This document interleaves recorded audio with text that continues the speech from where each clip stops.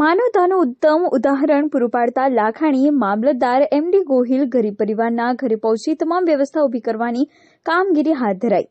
બનાસકાંઠા જિલ્લાના લાખાણી તાલુકામાં ફરજ બજાવતા એક માનવતાવાદી અને સેવાભાવી મામલતદાર શ્રી એમ.ડી. ગોહિલે પોતાની ફરજ નિષ્ઠાને ઈમાનદારી અને પવિત્ર સાથે નિભાવી રહ્યા છે અને નાનામાં નાના ગરીબ માણસને ઇજ્જત સાથે આવકાર આપતા મામલતદારની સુવાસ લાખાણી વિસ્તારના ઘર ઘર સુધી ફેલાઈ છે. ત્યારે મામલતદાર શ્રીને લાખાણી તાલુકાના વાસણા ગામે એક વિધવા માજી અને એમની વિધવા બાઈ રહે છે ધ્યાન આવ્યું હતું. આ પરિવારને જેમનો કોઈ આધાર નથી અને એમને આજ દિન સુધી કોઈ રાહતનો લાભ મળ્યો નથી અને મકાન પણ જર્જરિત હાલતમાં છે અને માજી ચાલી પણ શકતા નથી અને આ પરિવાર છાપરામાં રહે છે.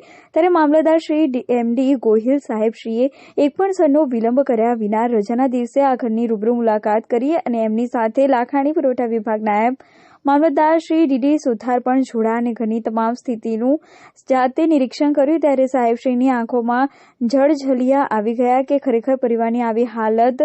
ત્યારે સાહેબે આ પરિવારને હિંમત આપી કે હિંમત ના હારશો, હું તમારી સાથે છું અને તમારી બધી જ મદદ કરીશ. મામલતદાર શ્રી દ્વારા તેમના તમામ વહીવટી કર્મચારીઓ જોડે ચર્ચા કરી એમને આ પરિવારને રાશન કાર્ડ પર રાશન સામગ્રી અને વિધવા બહેનને વિધવા સહાય અને રાશન કાર્ડમાં અંત્યોદય કાર્ડ કરી આપવાનો સાથે એમનું જર્જરિત મકાન નવું બનાવી આપવાનું અને એમની દીકરી જે ધોરણ 8માં અભ્યાસ કરે છે જેના અભ્યાસમાં જ્યાં જરૂર પડશે ત્યાં સાહેબ શ્રી પૂરી મદદ કરશે. અને સાહેબના આ શબ્દો સાંભળી આ ગરીબ પરિવારના ઘરે દિવાળી જેવો આનંદ જોવા મળ્યો અને આ પરિવારની આંખોમાં હર્ષના આંસુ ઉભરાઈ આવ્યા હતા. જ્યારે ખરેખરમાં સરકારી નોકરી એ સેવા કરવાનું એક માધ્યમ છે જેને પૂરું પાડી રહ્યા છે લાખાણી તાલુકાના મામલતદાર એમ.ડી. ગોહિલે તેમની સાથે તેમની ટીમ. ત્યારે ભાગ્યે જ આવા સેવાભાવી અધિકારી જોવા મળતા હોય છે. દરેક મામલતદારશ્રી અને ઉચ્ચ અધિકારીઓ દ્વારા આવી રીતે માનવતા દાખવી સાચા લાભાર્થીઓ લાભ આપવા માટે આગળ આવે તો ખરેખરમાં ગરીબી દૂર કરવામાં પણ સફળતા મળી શકે છે.